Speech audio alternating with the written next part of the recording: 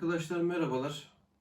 Arçelik marka 12000 BTU taşınabilir klima ile ilgili bir video çekelim dedik. Bunun sebebi de şu.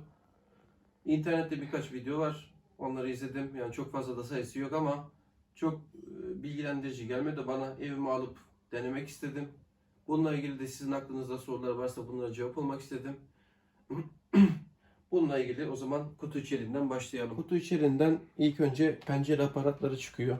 Yapışkanlı ve yapışkansız süngerlerden oluşan bir paket. Bu şekilde.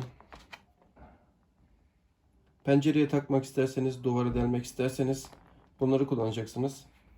Aynı şekilde duvarla ilgili böyle bir iki parçadan oluşan bir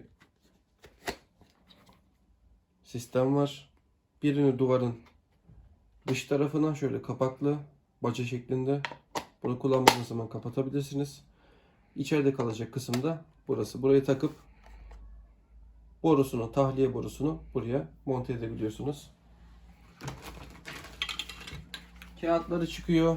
Enerji sertifikaları, soğutmada A sınıfı, ısıtmada A+ sınıfı.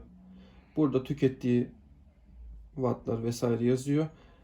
Yani yapılan ölçümlerde 1300-1200 kWh arası, watt saat arası bir tüketimi var.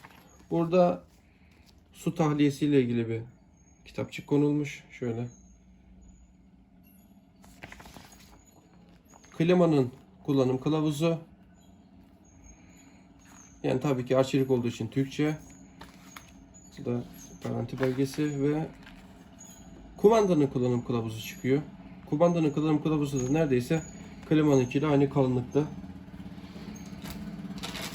Burada kumandanın duvara ya da herhangi bir yere monte edilmesi için dübeller, vidalar. Nereden baksanız 4 tane dübel, 6-7 tane de neredeyse vida var. Aynı zamanda zedelenmemesi için süngerler de verilmiş durumda. Bu pencereye takılan cırt cırtın bir parçası. Bu şekilde, yani biz bir pencereyi yaptık. Şu şekilde 3 tarafından yaptık bir pencereye ve artan bu şekilde neredeyse yani 3-4 pencereye daha bu şekilde yapılabilir. Bayağı bol vermişler bu malzemeyi. Fakat şunu da söyleyeyim yeri gelmişken, pencereye verilen bu tül aparatı plastik, aslında tül değil. Bu aparat bir pencereye uygun. Cırt cırtını biraz fazla vermişler. Birkaç pencereye yapıp bunu buradan çıkarıp takıp tekrardan pencere değiştirebilirsiniz yani. Aynı zamanda şunu da vermişler yanında. Bu birazdan göstereceğiz. Klimanın arkasına takılıyor ve kabloyu buraya dolamanızı sağlıyor. Taşırken zarar görmesin diye. Hatta şunu bile vermişler. Klimanın su çıkışına bunu takarak daha küçük borulara su tahliyesi yapabiliyorsunuz. Kumandası da bu şekilde. Kumanda aslında klimanın üzerindeki tuşların aynılarını barındırıyor. Ekstra bir şey yok. Fazlası da yok, eksiği de yok. Klimanın üzerinden de bakarsak şu şekilde. Yani açma kapama burada var. Uyku var. Fan ayarları var. Derece azalt, alçalt, yükselt burada var. Mod, yani nem alma, soğuk modu, sıcak modu, sadece vantilatör olarak kullanma, o tarz işlemler klimanın üzerinde de var, kumandanın üzerinde de var. Zamanlayıcı aynı zamanda kumandada da var, klimada da var. Zamanlayıcı da işte 2 saat sonra açıl, 5 saat sonra kapan, yani 3 saat çalış. Bu şekilde eve geliş gidiş durumlarınıza göre zamanlayıcıyı uygulayabiliyorsunuz. Salınım modu da hem kumandada var hem klimanın üstünde var. Kapağın aşağı yukarı yapmasını sağlıyor açıkçası. Sağ sol özelliği yok. Sadece aşağı yukarı yapmasını ayarlıyor. Daha sonra filtre kısmına gelelim. Burada bir filtresi var. Dediler ki bunu çıkarıp yıkayabiliyorsunuz ama çok yıkanacak bir şey de yok. Gözle görünür, ancak malzemeleri buraya toplayabilir. Daha fazlasını toplayabileceğini düşünmüyorum. Yani çok detaylı bir filtre değil. Bunu da böyle takabiliyoruz. Daha sonra suyu var. Suyunu bu hortum da yanında geliyor yine. Her şey düşünülmüş. Üst taraftaki soğuturkenki su aktarımı, alt tarafta bir tane daha tıpası var. Bu da ısıtırkenki aktarımı sağlıyor. Biz şu an soğutmada kullandığımız için Haziran ayında üst taraftan kullanıyoruz ve şu an içinde biriken su yaklaşık 1,5 litre kadar. Yani bu da bir 2 saatte oluşan su. Yani burada şurada söylemek istiyorum. Nem alma konusunda gerçekten çok iyi. Soğutma konusunda hani belki duvar tipi klimalara göre bir %70, %80 verimli olabilirken nem alma konusunda gerçekten çok hoşuma gitti. Buralarda yani nemi %80'den %60 hatta 55'lere kadar düşürebiliyor.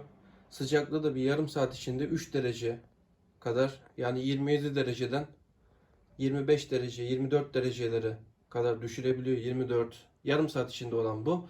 Bir saatte çalıştırırsanız yani olacağı yaklaşık 27 dereceden 22'lere kadar düşebilirsiniz. Elektrik tüketimine gelecek olursak klima modunda çalıştığı zaman soğutmada tam performansta 1250-1300 Watt arası bir elektrik tüketimi var.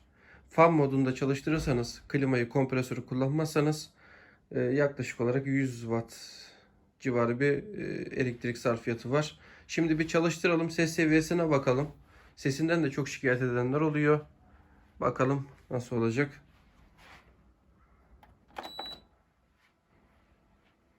Bıraktığınız ayarda zaten çalışıyor. Şu an fanı orta modda. Yani fan yükseklik alçaklık, yani hızının ayarının da çok bir etkisi yok. Daha çok motor sesi duyuyorsunuz. Çünkü bundan içeride olduğu için kompresörü.